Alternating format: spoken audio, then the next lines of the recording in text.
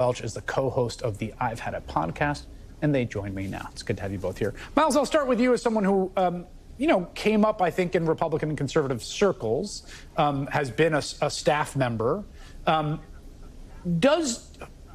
something changed here? There's been a sort of back and forth of like, was it always like this? Is this new? Or is it sort of irony gone too far? Or is there a kind of, again, process of radicalization happening among an entire sort of group of current MAGA Republicans?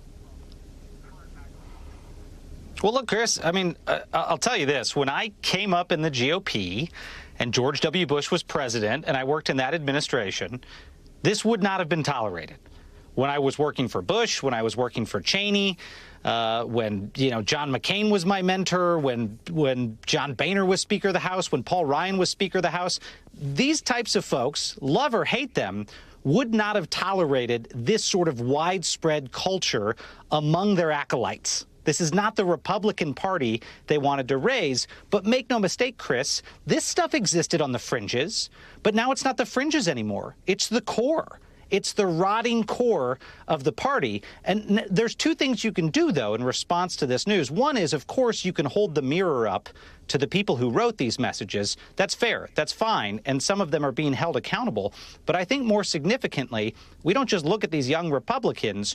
We hold the mirror up to the people who are their mentors. That's why it wouldn't have been tolerated when I came up in the Republican Party, because I had mentors who would have policed it. My butt would have been kicked out of the door. I wouldn't have had jobs in those places.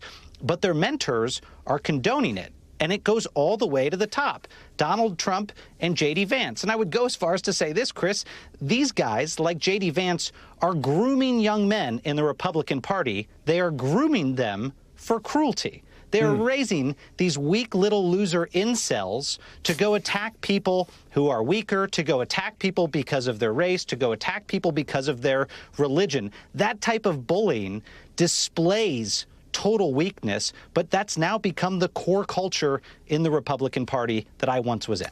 Yeah, the distinction you make there, I think, Jennifer, that's an interesting one. So you can imagine that people 10 years ago might have had exchanges like this, although I do think some of the, like, I love Hitler stuff is a particular kind of weird Nazi-aligned subculture that's really flourished. But I agree with Miles that you wouldn't have had big Republicans defending it, right? Paul Ryan, they would have been like, this is terrible. And you even saw that from some. To me, Vance is really the fulcrum here. Like, for him to come out and be like, do this sort of gaslighting and use the term young boy. It's like, I have a young boy. Yeah. He's 11 years old. Yeah. He's not a state senator in Vermont.